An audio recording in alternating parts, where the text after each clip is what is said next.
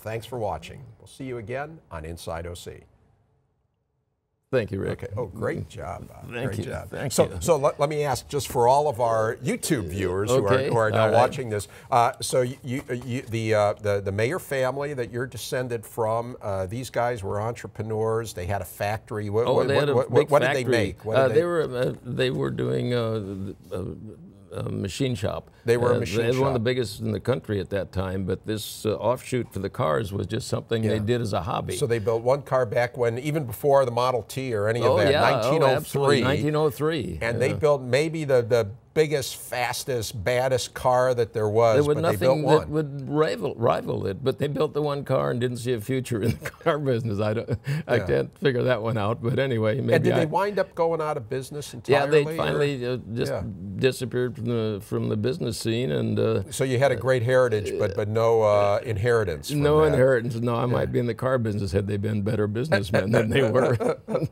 and so does that car still exist? I don't know what happened to it. Nobody knows. It might be in a garage someplace back in the Midwest. I don't know, but I don't know where it is. Maybe we should do another show on the search for the Meyer. What they call it? The Meyer-mobile. The Meyer-mobile.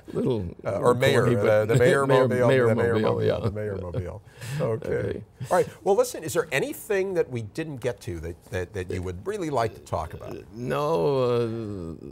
There was a funny story I might talk about for a moment about that Rolls Royce that I purchased. Yeah, let's talk. If you got just a moment, I can tell you. Yes, and that will be our open mic segment. Is the Rolls Royce you bought? Go ahead. Okay. Yes, in 1979 I sold my company. I was going to retire, and so.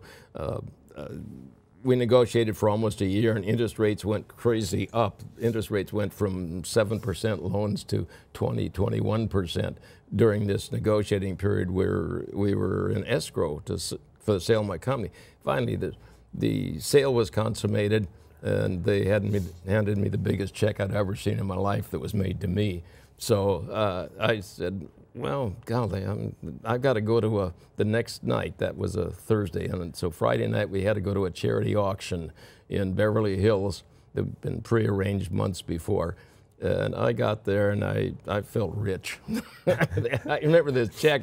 It wasn't that big today, but at that point it was big to me.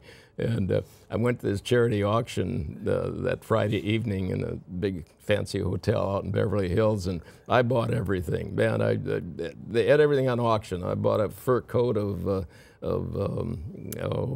what's the name of the guy? The Liberace. Liberace's one of his fur coats that he was auctioning off. It all went to charity, of course. And a ride with Paul Newman in his fast race car. This was all to come in the next few weeks. I bought a movie part for my wife at that time in a movie that was called Lethal Weapon, which was a very popular movie at that time, so she got a small walk-on part on that. And all these things that I bought that night, and the grand prize of the evening was this Rolls Royce, 1933 Rolls Royce. And I was the winner of the bidding. There was a couple thousand people there, and I was the winning bidder of that car because it looked so great. Next morning we had to push it out of the garage. It would barely get up the incline, and it never went faster than 35 miles an hour all the way back to Downey where I lived at that time. And smoke pouring into the long ride from Beverly Hills to Downey. Yeah, so I put the car in the garage, never used it. The next year, that same charity auction, I said, I'll tell you what to do. This has been a Jonah for me. Get me $20,000 and give me I paid, I think, $45,000 for it. But anyway, you give me the first $20,000 and nobody's dumb enough to purchase this car again. So sure enough, at the auction this 1 year later, somebody else, well, that same person, as a matter of fact, it was a Hollywood celebrity that had a lot of money. You don't want to say who she is? Well, the name's in the book. Connie Stevens. Connie yes, Stevens. Connie Stevens, who was my competing bidder the night I bought the car. Her and her friend were there, and they bought the car, and it was a charity auction, so money didn't mean anything to her probably. And so she bought the car. I don't know what happened after that. But you never heard anything. Well, the problem was that when I got the car home, after we finally got it home, it turned out that in 1933, car bodies were made with wood. And so when we finally looked under all the upholstery, and the car was full of termites. Oh my gosh! So anyway, we fixed that up as well as we could. But anyway, I guess the termites went with the car when it was well. Listen, the following year.